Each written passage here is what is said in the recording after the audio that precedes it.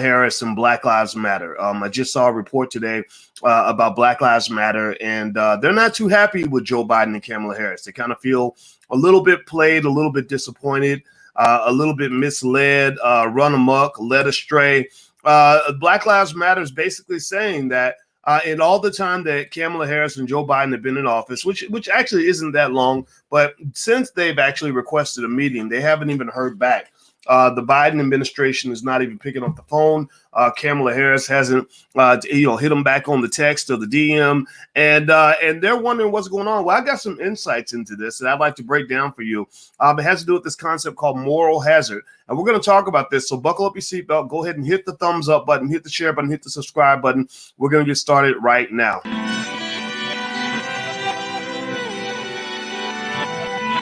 Here we are, clan the isms, cataclysm, great. Our people out here struggling, trying to make it in this state. Everybody out here doing it, but we the ones too late. Now family, we the ones who gotta delegate. Get that money in the power, never be fake. Stick to cosign for 3. What did he say? Create jobs, support our own. Educate the same and buy back your home. Got 3 degrees, triple 10. 3 PhDs, now we on the CNN. DBTV, let's talk about negligence. Ignorance is bliss, but we can turn it to intelligence. Believe none of what you hear, half of what you see. Let's break it down here on Dr Boyce TV. Here we are. Hey, what's going on, guys? My name is Dr. Boyce Watkins. Welcome to drboycetv.com, the home for intelligent Black people.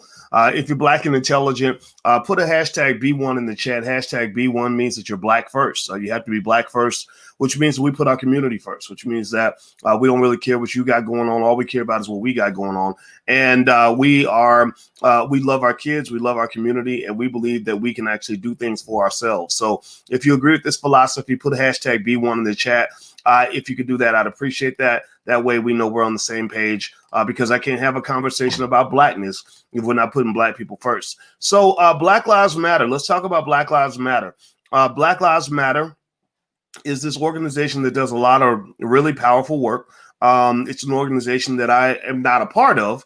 I do believe in the concept that Black Lives Matter, but I don't necessarily go along with that agenda. I read the agenda on their website, and when I saw that part about dismantling the nuclear family, I knew this wasn't for me. When they said our goal is to dismantle the nuclear family, I think they made a mistake because they kind of laid out. They kind of laid too many of their cards on the table and let me know what was going on. Now I might not be the smartest bulb on the Christmas tree, but I ain't stupid. I ain't a complete sucker, and I'm not gonna go sign up for something that leads to my own destruction. So since I believe that the Black family is one of the most important elements of the Black community, Black Lives Matter was not for me. But that doesn't mean it's not for everybody, and that doesn't mean that the organization can't do some good, right? The organization really got out there and drove tremendous awareness around police brutality.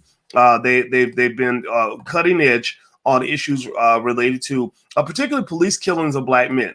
They've been on the forefront of that, and for that they should be commended. So let's clap for Black Lives Matter, because there are some good people in the organization, really good people.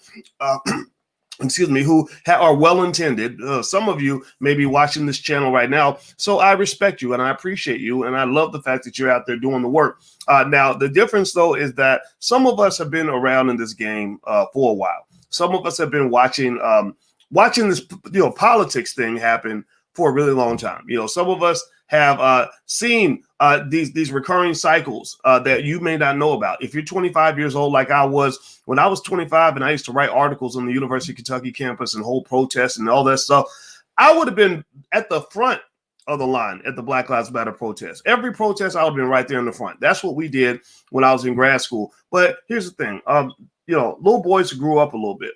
I had to go through a few years of disillusionment with some of these ridiculous politicians for me to establish a new positioning. And the new positioning was one where I realized that these people don't love me. That as a Black man, they'll show up if they can get a vote. They'll show up if what they're doing for me at that moment, or appearing to do for me, is going to help them get elected. But they're not really going to show up when I really need them. They're not real. They're kind of like that friend that kind of pops in when they can get something from you, and then they disappear when you need to get something from them. right? So they're like, hey man, let me hold $20, and you're like, okay, here you go, man, I got your back. And then you call them like, hey man, I'm in a spot. Can I hold that same $20? They don't even answer the phone. They don't even call you back. I don't know anybody else. Give me a yes or no if you got friends like that. And if you are mature enough to know that those are not your friends. Like, are you smart enough to know those are not your friends? Or do you go through life confused and saying, well, if he's really my friend, why would he do that to me? Gosh, I mean, he's my best friend. Why would my best friend be trying to sleep with my woman? Why would my best friend not come through for me? Why would my best friend not call me when I was sick in the hospital? Well, because he ain't your damn friend. He ain't your friend. That's not your friend, man. You're looking for love in all the wrong places. Get you some real friends. You ain't got no real friends right now. Your fake friends are pretending to be your real friends. So you're rejecting your real friends because you're giving all your attention to your fake friends. Some of y'all Negroes out here, I mean, it was ridiculous to me during this election to see black people fighting other black people because you voted for Trump and I voted for Biden. That was about the most ridiculous plantation fight I've ever seen in my life. That is like that's almost as dumb as somebody saying that I wear Gucci and I'm gonna beat you up because you wear Louis Vuitton. Like, are you serious right now? What is wrong with you? Like, why are you fighting black people over Biden versus Trump? Why in the world are you that misguided that you're gonna let that? Like, they are in a civil war. That's what they are. They are in a civil war and they're fighting each other in the street right now. They are fighting each other in the street right now. The Trump supporters over here, yeah, we go. America gonna be great again. The election was a complete fraud. Every vote was illegally cast. We gonna take over, right? And then the Black Lives Matter protesters and the Antifa protesters on the far left, they're on the other side saying COVID's gonna kill everybody, dude. And Black Lives Matter and you're a racist and okay, whatever, man. Like, I don't, you know what I'm doing during those protests? I'm at home chilling with my family. I'm taking care of my kids. I'm taking care of my kids. That's what I'm doing. I'm out here with my people, building, educating, building wealth, building my community. That's where I'm at. I'm sitting back. I'm not picking sides in this war because there is no side for me. So why do I bring all this up? Well, because I just read today, and I'm going to share my screen on my Instagram. My Instagram is The Real Boyce Watkins. Feel free to follow me on Instagram. And I saw this article. Shout out to Faye Bishop. Faye Bishop, a cool black lady, texted me a headline that was on Politico. And in this headline, they literally said that the Black Lives Matter apparently, and I don't know exactly which Twitter account is the official Black Lives Matter Twitter account. I'm just going to share what I have, and then y'all can make of it what you wish. But basically, Black Lives Matter is claiming that they did not get, that they have not heard from Kamala Harris or Joe Biden since the election. Ever since they got enough Negro votes to get into the White House. Here, it's this tweet right here in the middle. Let me see if I can build it up on the screen. There we go. It says Joe Biden, Kamala Harris, and Representative Cedric Richmond met with civil rights groups yesterday. Black Lives Matter, as the largest social injustice movement in history, was not invited. Now, this is according to Politico. Politico says that when Biden had that meeting, y'all know that meeting he had where he was yelling at everybody, like he was Massive Ben, and y'all didn't pick enough cotton, or y'all need to just stop asking for labor rights and get back in the field. Whatever. I'm not even mad about it completely, honestly, because here's the deal. Joe Biden and Kamala Harris are not liberal people. These are not liberal people. These are centrists. These are Republicans that are running as Democrats. They're doing Bill Clinton 2.0. Or better yet, you might call it Bill Clinton 3.0 because Barack Obama did Bill Clinton 2.0. They're basically they're pretty conservative people. The problem is that people don't understand that. People look at what they're saying in the moment and don't look at what they did in the past. What you say in the moment is heavily influenced by what you need in the moment. So, ladies, like when a man shows up at your house and he says, "I'm gonna love you forever, baby, please. You are the most beautiful woman in the world, and I want to be with you, and I want to make babies with you and have a family with you." If you can't look back, if you can't look back and say, "Well, wait a minute, for the last year, you've ignored me. You haven't called me for 3 weeks. I was sick in the hospital and you didn't even check to see if I was okay." If you can't connect the dots and realize that he's saying these things because he's trying to get something out of you in the moment, then guess what? You're going to get played. You'll get played like a sucker. And in every election, they love to play black people like suckers because for some reason, some of our people just want to be suckers. I'm not saying I believe in the intelligence of melanin. Role I keep saying her name wrong. I love her though. She's on our all black intellectual chocolate panels that we usually do at 8 p.m. Eastern, almost every night. Role was saying that melanin is connected with deep intelligence, and I agree with her 100%. But the problem is that intelligence only works if you use it. Intelligence only works if you hit the switch and turn it on. Intelligence only works if you turn on your spidey senses and pick up and read between the lines. Intelligence only works if you can see past the words and look at the nonverbal communication that's being sent to you. So the words of Kamala Harris and Joe Biden are right on point. These are master politicians. They're very smart people. They know how to win an election. They know how to tell you what you need to hear. They know how to make you feel understood. They know how to listen to you and literally mirror the language that you're using so that you'll say, dang, they're really down for me, right? But if you really want to understand what somebody stands for, don't listen to their words. You listen to their actions. Actions speak louder than words. 85%, approximately 85% of all communication is nonverbal. That means that your actions tell me more than your words do. So what I'm saying to you is that a lot of people saw this coming. And here's the deal: Kamala Harris and Joe Biden, maybe they may feel the heat from this complaint by Black Lives Matter. They may actually give you that meeting. They may give you that phone call back. But just mark my words on it and write this down, copy this and replay this 3 years from now, because what's going to happen is you're going to be pissed off 2-3 years down the line because they're going to meet with you. They're going to say all the right things. They're going to make you feel good. They're going to rub you on your booty and tell you that you're the cutest woman in the world. And then they're going to play you like a sucker again. That's exactly what they're going to do because they do not feel comfortable with people that are pushed to the left, that are kind of to the left. They have a problem there. If you listen to Joe Biden's language and that meeting he had, with all those fake civil rights leaders where they randomly pick Negroes and then say you represent the black community or something. Like I don't know how many of y'all give me a yes or no, yes or no, yes or no. How many of you feel that Al Sharpton is the best guy to show up to every single meeting where black issues are being discussed? It doesn't mean he can't come to some of them, but you got a preacher with a perm who I can't really identify any particular thing of significance that's been accomplished during his reign. No disrespect to Al. I'm not dissing Al. Al Sharpton, by the way, is one of the smartest people I've ever met. I used to sit next to him for hours and hours at a time and watch him talk to people and have these conversations and remember people's names. I was super impressed by that. He's a very smart man. You cannot survive this long in politics, complicated politics, without being a very smart guy. He's absolutely a genius. But just because he's a genius don't mean he's really doing what's best for you. So just because he's a genius doesn't mean he's a fit for the job. So how many of you agree? Give me a yes or no if you think Al Sharpton needs to be the guy that shows up to every meeting where they're getting together to decide the future of the black community. Give me a yes or no. Okay, I hope that we agree on that because I think that it's time to let somebody else show up to those meetings.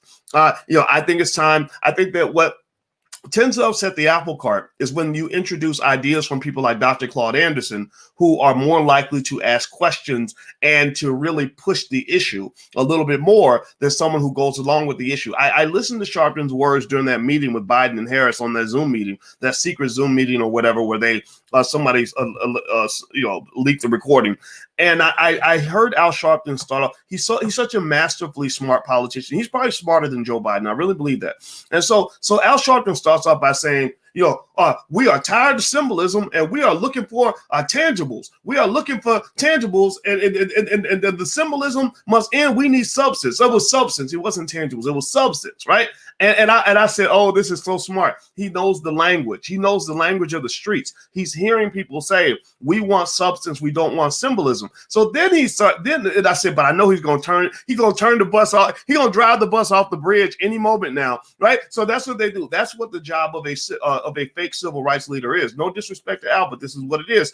With these appointed Negroes, these fake civil rights leaders, their job is to get to the front of the bus, take control of the bus. Like, y'all driving the bus. Y'all like, okay, we driving to freedom, y'all. Let's make it happen. Right? And then their job is to say, okay, let me drive the bus. So you're like, okay, here, take the wheel. He jumps in front of the bus, and then his job is to take the bus and go, and drive the bus off the cliff. And then say, well, these Negroes, they can't get out of town because every time they get a bus, they drive it off the cliff. So I knew Al Sharpton was going to drive the bus off the cliff. And if you go listen to his words on this recording, he starts off, I want we've had enough symbolism. We need substance. And then he starts saying, this is the first clue that he was going to drive the bus off the cliff. He says, I know Joe Biden is a man of substance. I know Kamala Harris is a man of substance. I'm like, well, sorry, I mean, a woman of substance, not a man, but y'all know what I mean. And I'm like, well, no, they're not. They're not. No, Al, they're not. They're full of shit. Like what? And then he says, he says, we need to restore dignity to police. I could have sworn he said that I got to go double check. I could have sworn he said something about we must restore dignity to law enforcement and something else. And it was like some stuff where I'm like, what? That's not substance. That's not substance. That's like somebody saying, I know you're hungry. I know you need some food. So here's a piece of paper for you to eat for dinner tonight. Here's dinner. The dinner, I drew a picture on this piece of paper of a plate of chicken, and now I'm going to give you some nourishment for your body. A piece of paper with a piece of chicken drawn on it is not the same as actual food. So stop that. Stop calling the thing something other than what that thing actually is, right? Substance, you can't say we want substance and then repeat the same symbolism. You have to actually offer substance, right? So here's the deal. So what I'm saying to you is this. Look, Black Lives Matter, I feel sorry for you, especially those of you who are younger. A lot of you are in your 20s, the members. I'm talking the membership here. We can have a whole conversation about the leadership, and I don't know what's going on with the financial stuff. All I know is that a lot of the Black Lives Matter chapters are very unhappy because they feel that the leadership did exactly what I figured was happening here. Those who are wired into the Soroses and the white people who pay the bills, basically. Because, when movements like this pop up and become extremely popular, usually there's a white man behind the scenes who's playing the Wizard of Oz. You got a puppet master. You got a puppet who thinks he's a real boy, and the puppet's out here just moving around. I have no strings to hold me down. And the puppet is acting like he's a real boy. And some of us don't know enough to look back and say, well, who's the puppet masters? Who's really pulling the strings on all this? So the leadership in Black Lives Matter right now is under a lot of scrutiny because people are saying, well, wait a minute. All these corporations are writing big fat checks, gigantic checks to Black Lives Matter, $10 million here, $20 million there, $100 million here, $30 million there. And the hood ain't seeing none of this money. The chapters aren't even seeing any of this money. I'm not saying this is the case. I'm not in any way seeking to undermine or discredit the legitimacy of the leadership, but something ain't right and something's not right. Right? Something makes me feel that maybe this money is positioned possibly to basically, further the interests of the Democratic Party. That basically, in many ways, some might argue, some would say this. I'm not saying this. Some would say this though, that Black Lives Matter is kind of the white liberalism in blackface. That it is the Negro wing of the Democratic Party. And if you read the Black Lives Matter website from the very beginning, like I did, I have this really ridiculous habit of actually researching things that I invest my time into. I don't know what's wrong with me. I just like to make sure that before I sign up for something, that I'm not signing up for no BS. And I went to their website and I read it carefully. I did a whole video on it where we went through the website line by line by line. And there's some really interesting language in there that tells you that, okay, we've got this agenda here, and it's like we've got this thing, and we want Black people to take this thing in, like it's an indoctrination process. So in order for us to indoctrinate Black people into this set of ideologies, which are mostly centered around LGBT, transgender issues, things like that, which is perfectly fine. If you're part of that community and you're here, we love you. I have no animosity toward you whatsoever. In fact, if you're white and you're watching, I don't hate you either. This is all about Black first, though, right? So they've taken this ideology and said, let's just paint it black. Let's just put it in blackface, and then Black people will think that this is for them. And what a lot of Black folks don't yet understand is part of the reason that you don't win politically is that they don't actually address Black issues in a way that is uniquely rooted in what Black people actually want. right? They don't do that. What they do is they will bring you something like you say, you know, what I really, really want is a chicken dinner with some corn and some mashed potatoes. And they show up with zucchini and quiche and a candy bar. And they say, you know, this is your soul food. And you're like, that's not soul food. That's not what I want. I didn't ask for that. I didn't order that. And they're like, well, we're making sure that you get taken care of. No, I did not order that. Right. So there's a difference between, you know, white folks delivering something to black people that they've decided that black people need versus them delivering something to black people that black people actually ask for. Most black folks I know, and I'm more connected to the roots of the internet. Like I poll you guys to find out, what do you really want? Usually the things that you tell me you want are completely disjoint from the things that they claim that you need. Right. And that right there is the essence of imperialism. That is the essence of colonialism. That is the essence of extreme. What's the word I'm looking for? It's early in the morning. I'm still trying to find my words. What's the word? Not patronizing. Yeah, patronizing. Let's use that word. Paternalism. That's the word I'm looking for. Paternalism. Paternalism is what you do with a child. Right. It's when your baby says, "Mommy, I want some chocolate." And you say, "No, you can't have chocolate. You don't want chocolate. Here, you want a carrot." Right. And that's fine. Right. Because mama knows best. But these people ain't your mama. Your mama loves you. These people don't love you. Your mama will veto your decisions when you're a child because she really has your best interest at heart. Give me a yes or no. Do you really think these people have the black community's best interest at heart? Give me a yes or no. Yes or no. They don't have your best interest at heart. These people are not your parents. And so the fact that there are black people who love these people like they're like a relative, you know, who call Joe Biden Uncle Joe, that is very, very disturbing, considering that Joe Biden went out of his way to make sure that your uncles got and your daddy got beaten and raped in prison. That, like, literally Uncle Joe, your relative, was 20 years ago literally speaking some of the most vile, destructive language on incarceration of any human being in history. That 25 years ago, your Uncle Joe was speaking in a way that would have made Adolf Hitler very proud, because he was speaking in terms of mass extermination of hundreds of thousands of people. He said, we need $10 billion to build as many prisons as possible. And we need 100,000 police so that we can get these people out of society forever. Now, do you really think, process this, when Obama passed Obamacare, I'm not dissing Barack. I'm not even going to put Barack in all this.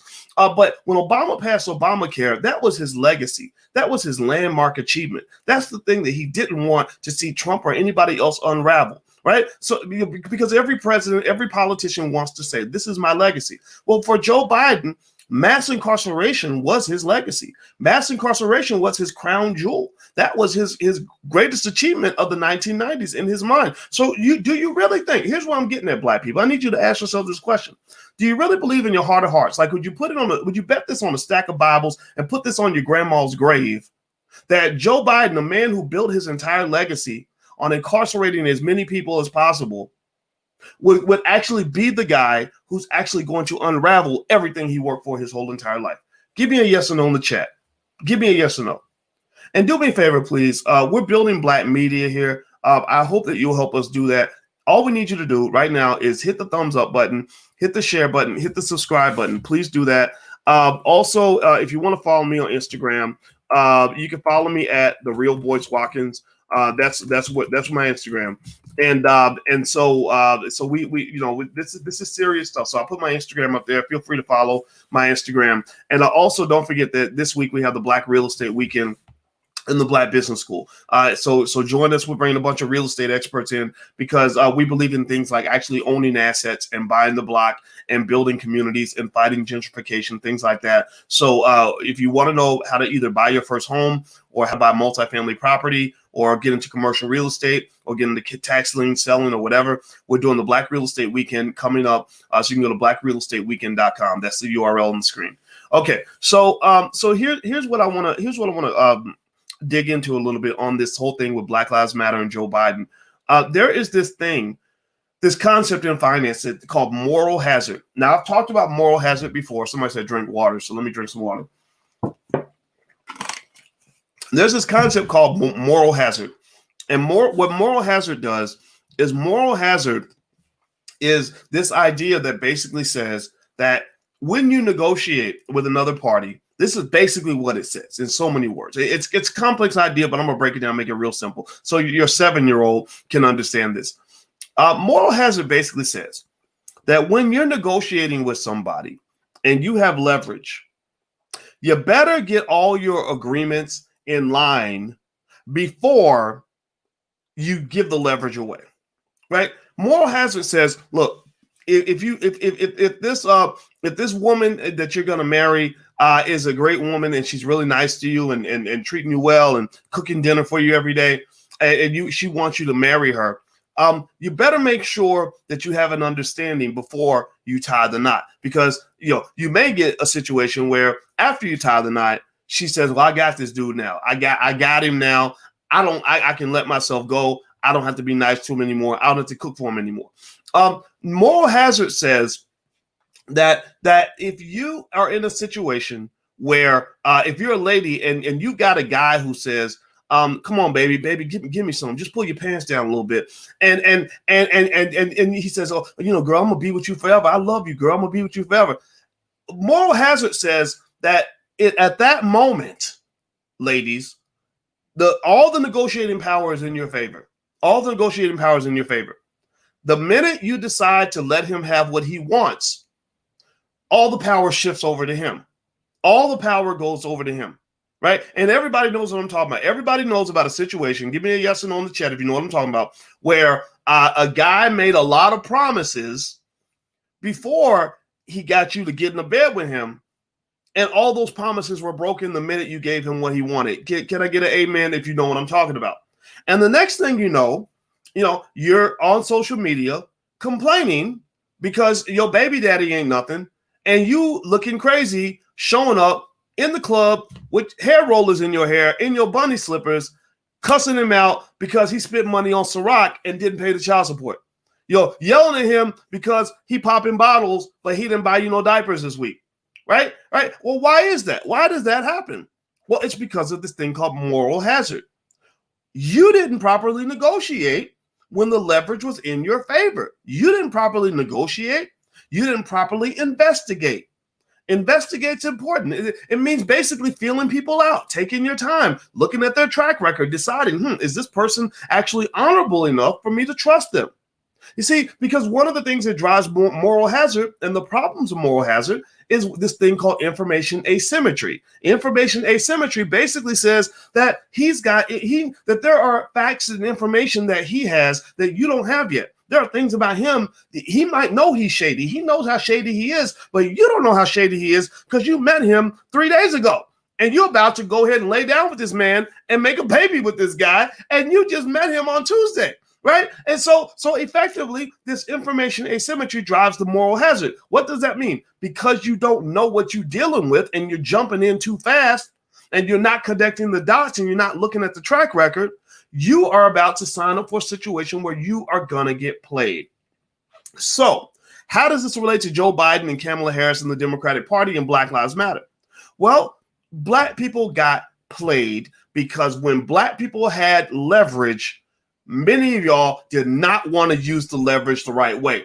You had the gun, you had the bad guy cornered. You're in the movie. You had the bad guy cornered. You had the gun cocked and squeezed. And people like me and Ice Cube and others were saying, come on, man, shoot, right?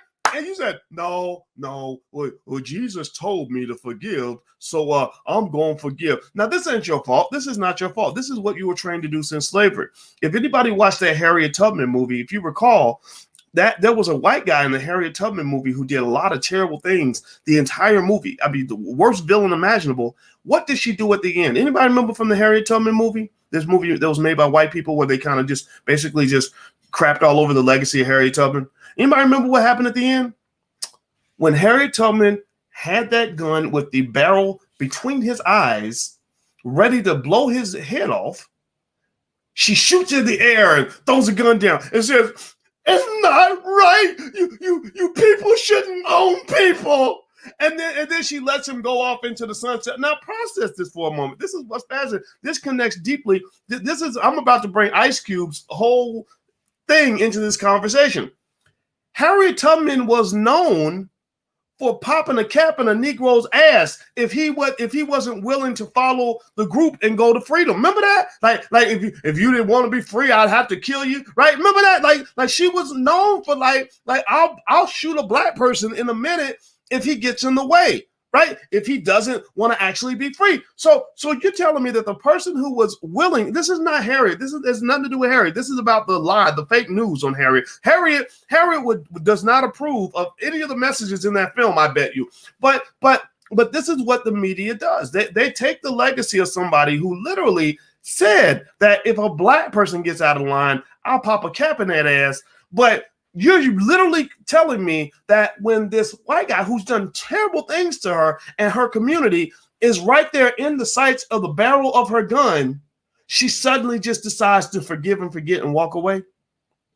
See, that forgiveness thing is going to cost you everything because you don't know how to connect the dots and read between the lines and realize when you're getting consistently played like a sucker.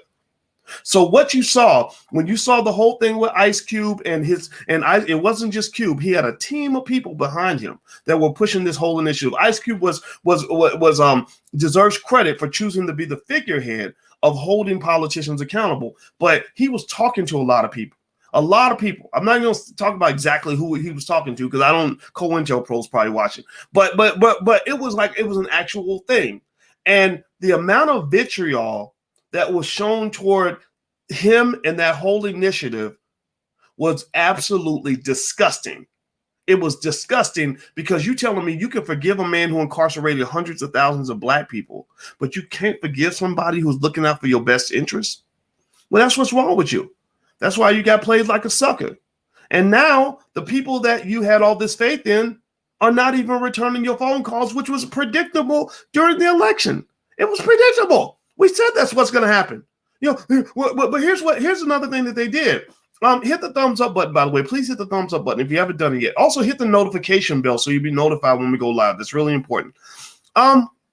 Here's another little game people play with you. This is related to moral hazard, but this is kind of helping you understand the dynamics of how people get screwed. Have you ever had like a cousin? Process it like this. So another example of moral hazard, think about the most raggedy ass relative that you have. Like in your mind, I want you to visualize that cousin, nephew, child, parent, uncle, whatever, who is just trifling as hell. Like literally you loan them $50, they never pay you back, right? They say they're gonna pick the kids up from school at 4:00. They don't show up. Right, every time they've done nothing but let you down their whole entire life. I want you to process and visualize that person in your head. Now, I want you to also imagine this. I had a cousin like this. My cousin. Every time I loaned him money, he never paid me back. But I was stupid. I was a sucker, right? So we can all be suckers, right? So don't feel bad if you're a sucker to Joe Biden. Sometimes I will be a sucker to my relatives, right? And so you loan him money, he never paid you back. But here's what my cousin would do. My cousin, he was slick. So what he did was he had a lot of audacity. He would not only borrow your money and not pay you back, but then he would reach back out like 6 weeks later and borrow some more money. And you're like, Negro, you didn't pay me back the money that I loaned you like 2 months ago. And you know what he would do? Here's what he would do. This is where he would get you.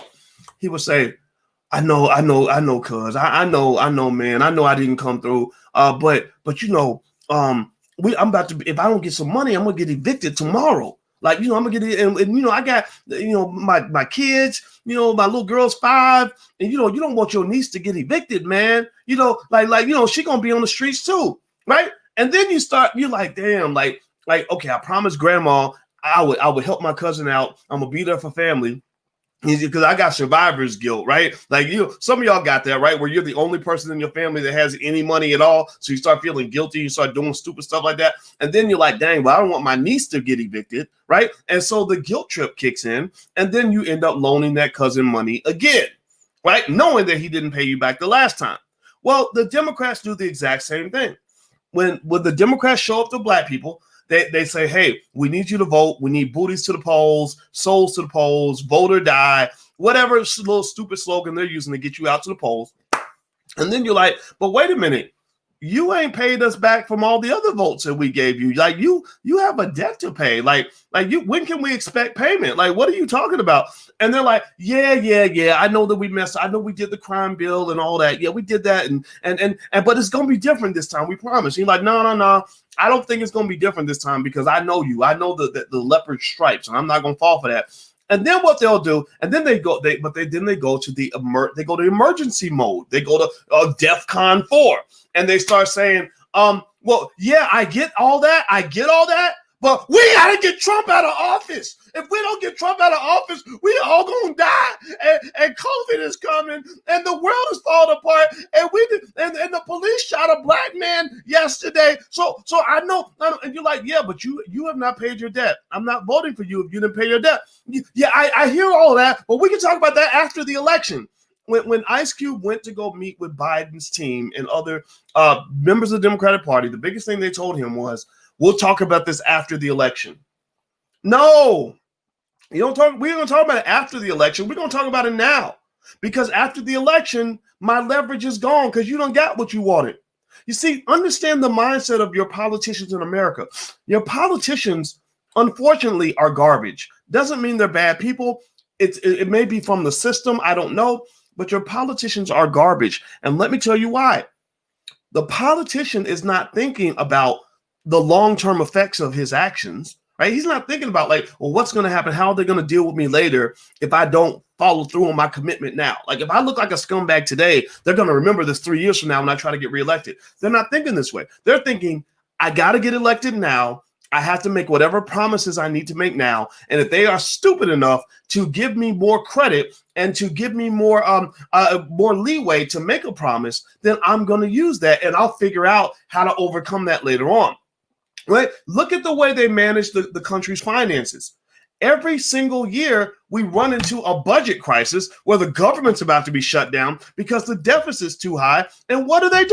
They go borrow more money, right? They just add to the national debt. And you're like, how is it that you have $27 trillion in debt, but your annual revenue is $3 trillion? That's like a person with $270,000 in student loan debt who makes $30,000 a year.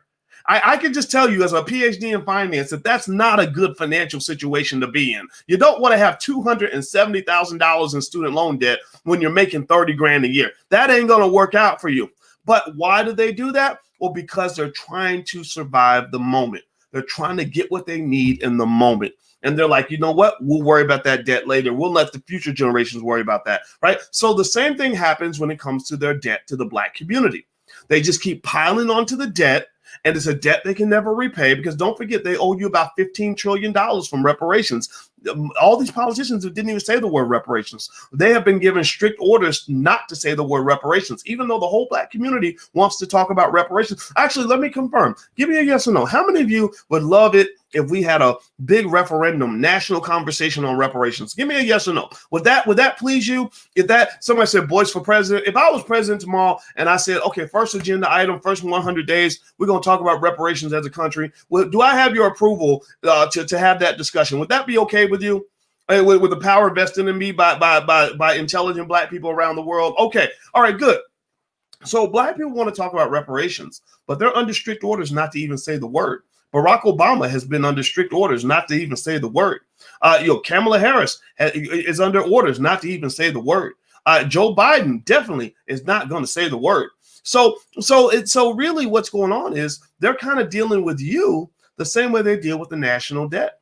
All right, they're dealing with you the exact same way. If you let them keep getting away with it, then they're going to keep on doing it. So ultimately, when you talk about Black Lives Matter, I have no animosity toward the individuals in the organization. I have some concerns about the organization, not in an animosity sort of way, but in a way that I see this as a horizontal issue that is ultimately a distraction to the Black community.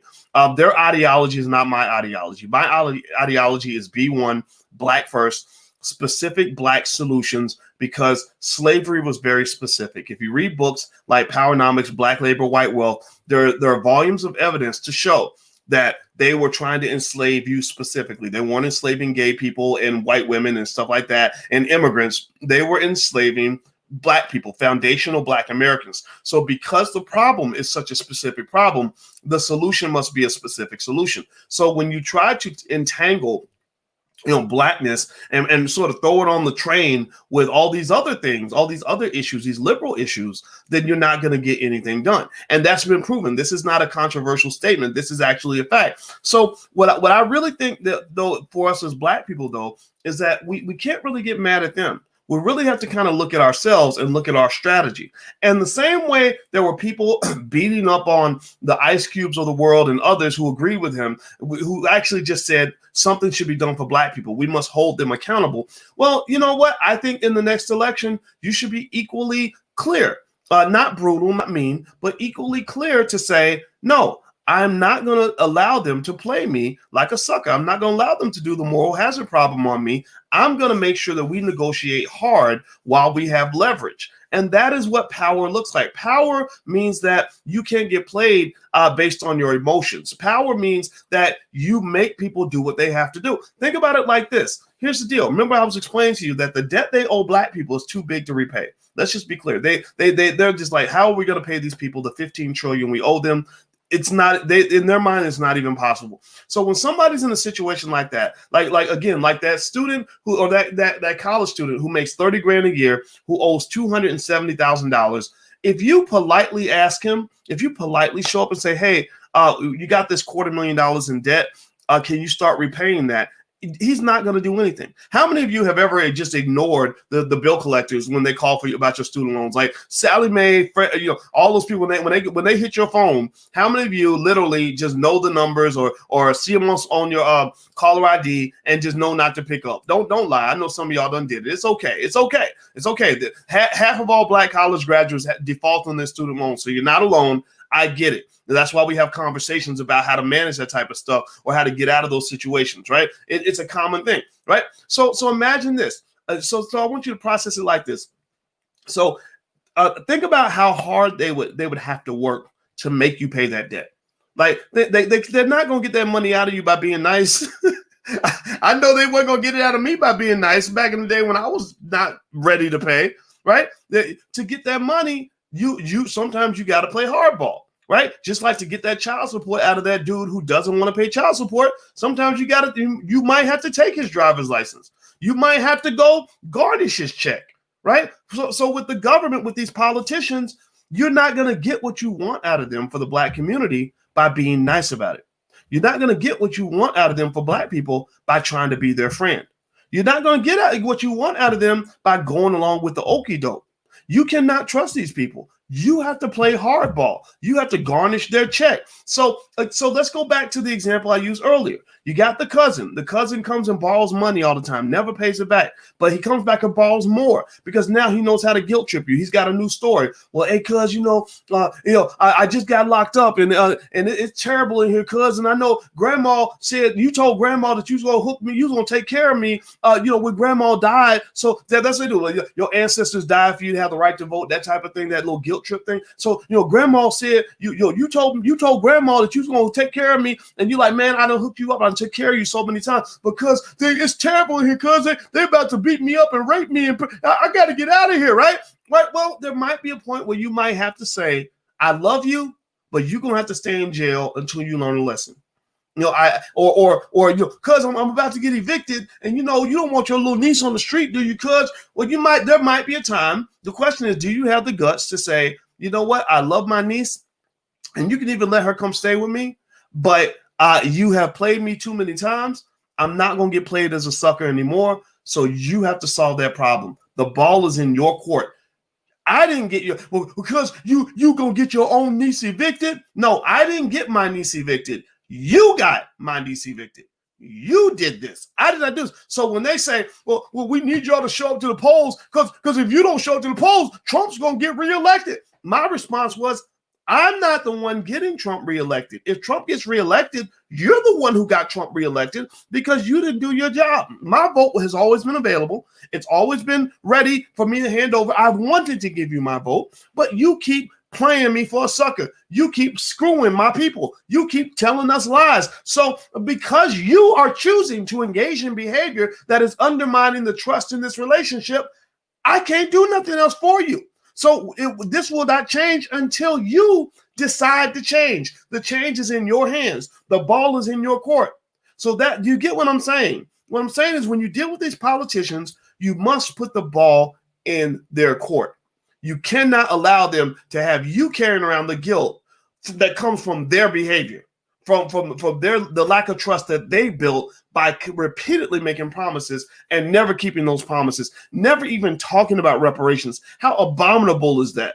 Look at what you've done to Black people over the last 400 years. You can't even talk about it. And we got Negroes out here that really want to go and give you all their support. I'm sorry, it bothers me immensely, and I don't want to be mean to anybody, but it's unbelievable, and it is a clear explanation regarding why you keep getting played. You keep getting played because you play yourself. So that's it. So don't blame Joe Biden. Don't blame Kamala Harris. Don't blame the Democratic Party. Blame yourself. Blame yourself. So that's it. Those are my thoughts for today. By the way, if you haven't joined, if you haven't taken a look, we have the allblackagenda.com. We believe in the Black agenda. I have the philosophy that the Black agenda is not something I want to take to Joe Biden, because I don't believe Joe Biden or any of those people are ever really going to pursue a meaningful Black agenda. I believe that you can actually pursue a Black agenda in your own house. So we have some resources. Most of them are free on the Black agenda, the allblackagenda.com. So feel free to go to the allblackagenda.com. The URL is right there on the screen. There's a lot of free stuff there. There's the $5 a day investment plan so you can build wealth for your family. There's a link to Ice Cube's contract with Black America, which is extremely, extremely good.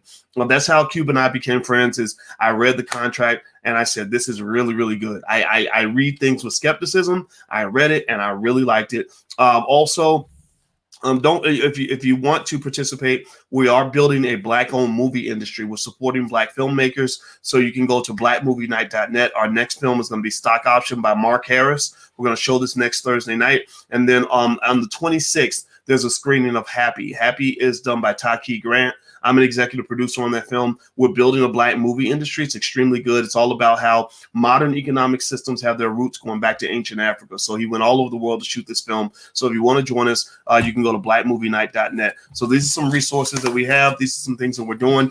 And also, of course, tonight we're doing our Black business pitch competition. So if you want to participate in that, just subscribe. Make sure you subscribe to something so that I can let you guys know when we get started. Because we're not just talking about things. We're implementing solutions, and these are solutions that can be done by you. One of the biggest mistakes you can make as a Black person is to wait for politicians to elevate your community. The worst thing you can do as a Black person is to wait for white people to elevate your community. The worst thing you do as a Black person is to believe that anybody else is going to care about your community when you yourself have not had the guts to care about your own community. When you're not doing it for yourself, then why would you think anybody else would do it for you? So, no disrespect to Black Lives Matter. I want to reiterate that. I don't want to join the organization. I agree with you that Black Lives Matter, but I also believe all Black Lives matter. So when little kids are being shot in the hood of Chicago, those Black Lives matter. When Black men and women are going to prison and getting beaten and raped and killed, those Black Lives matter too. When Black people are dying year round from a variety of issues that go beyond just COVID, those Black Lives matter to me too. So I agree with the philosophy. I just don't want to sign up for the organization because the organization, to me, unfortunately, their core issues that they focus on are a little bit of a distraction. And the fact that they are so appalled by the Democratic Party's behavior is really fascinating to me, because it really makes me think about that money that they collected, those hundreds of millions of dollars. And it makes me wonder, how much of that money really did go into the coffers of the Democratic Party. So if a corporation is giving $10 million to Black Lives Matter, are they giving $10 million to Black people, or are they giving $10 million to white people? Because Black people don't control the Democratic Party. They put your face on it. Of course, they'll give Black people a couple of jobs, but that's a plantation. That's a plantation, right? The Republican Party, we know that's another plantation, right? So to me, if you're giving money to Black Lives Matter and Black Lives Matter is shoveling that money up to the Democratic Party, well, that's a little bit scamish. That's a little bit problematic. That's a little bit like those, what it makes me think about? It makes me think about those little kids that come to your house and they have a piece of paper and they read from the paper, "Hi, my name is Mitchell. I am 12 years old and I am selling candy in order to stay off the streets and avoid committing crime. Would you like to buy this overpriced box of candy from me? This money will go toward keeping me off the street," right? And then you see some big grown ass man like standing maybe about 50 feet away, kind of watching Mitchell at your doorstep, wait to see if Mitchell gets your money, right? And then you hand the money to Mitchell because you really think you're helping Mitchell stay off the street, and Mitchell goes right to the grown ass man and hands him the money that you just handed him. Well, you can play like a sucker. The Democratic Party is, in my opinion, they're doing this. When they create the black wing of the Democratic Party, they're creating these little grassroots organizations, right, that are designed to galvanize black votes, right, to get to, and the formula is brilliant. They know that you're easily triggered. So their goal is to say, okay, what is the most traumatic, most triggering thing happening in the black community? Oh, a black man got shot. We're going to let that video play 10,000 times on repeat through the media outlets that we control, like the CNNs and the MSNBCs. And we're going to get black people to be super emotional. And then we're going to talk to them about it. Everybody's going to get riled up. And then every conversation is going to end with, "This is why we got to all go vote." Right? That's what it is, right? So they're literally corralling you. They're gathering you maybe the same way you might gather, maybe sheep or the way you might want to herd cows or pigs, right? Because you need numbers. You need numbers. And all of this is being driven by wealthy people. Corporations give money to the Democrats so that, or in the Republicans, so that they can use that money to mass market that trauma to you or mass market emotional issues to you so that you will show up and vote. And then once you show up and vote, the politician that's been empowered by your vote is not going to go and serve you. Why would you go take care of the sheep? You don't take care of the sheep. You take care of the people that gave you the money to go corral the sheep, right? So you're going to go take care of the billionaires because the billionaires were the ones they're the ones you need the most. You know, the sheep, they're the suckers. They'll fall for anything that's mass marketed on TV because we've been programmed by media to do what we're told. Black people are the best in history at doing exactly what we're told, right? We are so good at that. And it's almost to a disturbing level, right? So you're not going to go take care of the sheep. Who cares about the sheep? The sheep are going to do what they're told. You take care of the person who gave you the money to go corral the sheep, right? That's how the game is played. And that's what's going on here. And that's why I don't think you're going to see Joe Biden, who is a very pragmatic politician. He is a very he's a corporate guy, right? To give you an example, and this is not bashing Biden as a politician. You can think about him what you want. This is just facts.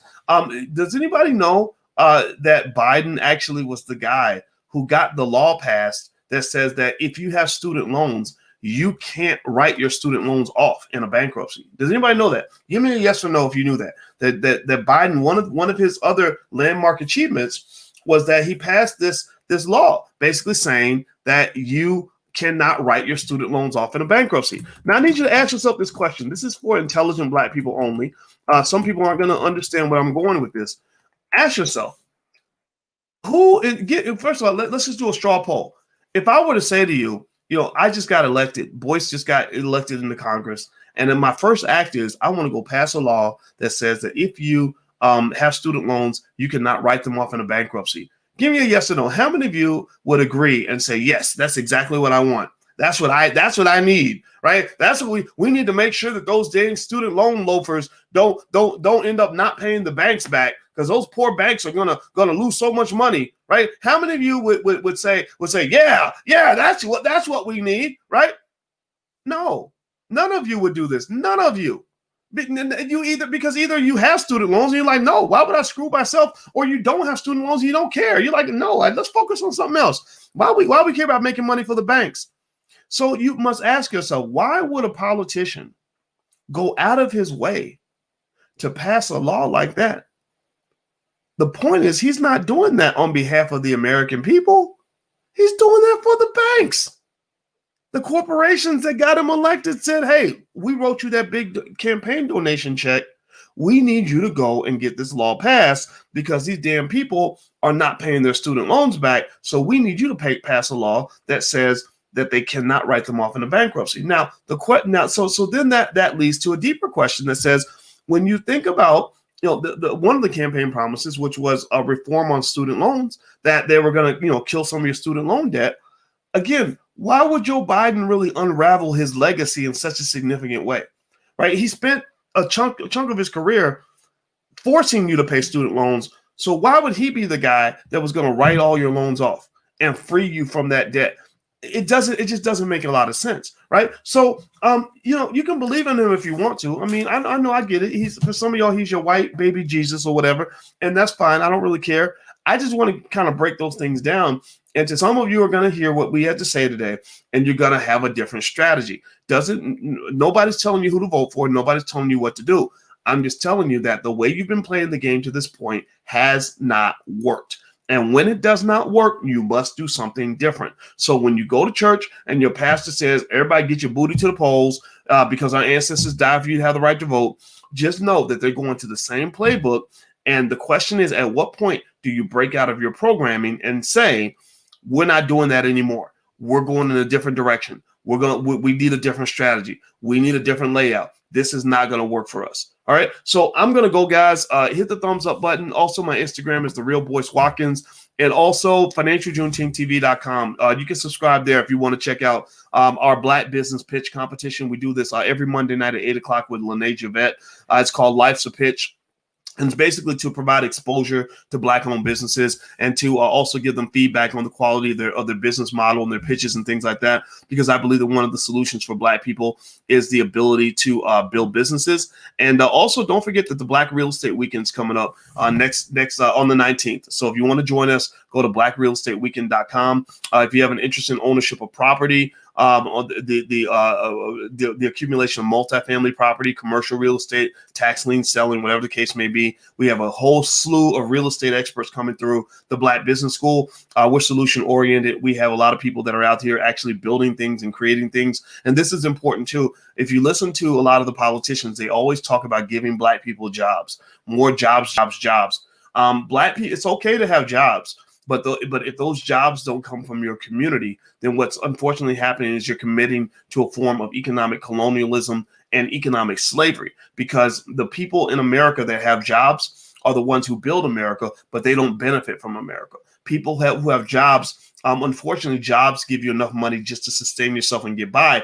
It is wealth and ownership that gives you real power, that gives you real legacy, that gives you real economic potential. And so when everybody in the Black community simply says, I'm looking for a job, and you're looking for the nearest white man to go work for, then basically you're signing up for a type of indentured servitude in which all of your human capital is being sucked out of your community. You're adding to the wealth drain. Black wealth continues to go down because your best and your brightest, who could have created multi-billion-dollar companies, are actually just employees for a white guy who's building a multi-billion-dollar company. So this does not mean that you can't have people in the community seeking jobs. That's fine, but you must have a class of ownership as well who looks out for the community, who stand as stewards of the community, that can actually create the jobs, so that when Black college graduates come home, they're not all going to search for a white man to work for. They're not looking for a white sponsor, right? That's a new type of slavery. It's very similar to what they did after slavery. After slavery, when the Black slaves were freed, they pretty much said, okay, well, you need to go work for a white man because you have no purpose outside of that. So a lot of your Black college graduates, the successful Negroes, if you will, they get out of school. They're never taught how to actually build anything. They're only taught how to go work for other people. So the first thing they do is they take all that wealth, all that human capital, all that potential, all that brain power, and they spend 100,000 hours. But over the next 40 years, 100,000 hours of labor is donated to white supremacist institutions. And this explains why their power keeps growing, your power keeps dropping, because what you have is being taken away and what they have is being added to. That's why integration was not a benefit for Black people. Integration, it was mostly a benefit for white people. I can fully understand why white people would want to integrate with you, because you're smart, because you work extremely hard, because you provide a wonderful labor class, because you're great consumers, because you add tremendous value, because you're great renters. You pay your rent on time, which allows your landlord to buy a house. So I just want you to kind of think about this so you can decide which side of that fence you want your kids to be on. So get educated on economics. Joe Biden's not going to do that for you. You have to do that for yourself. So take care, guys. Have a good day. Hit the thumbs up button on your way out. BlackRealEstateWeekend.com. That's when we're doing the real estate event. Feel free to join us. I'll see you soon. Have a good day. Talk to you later. Peace.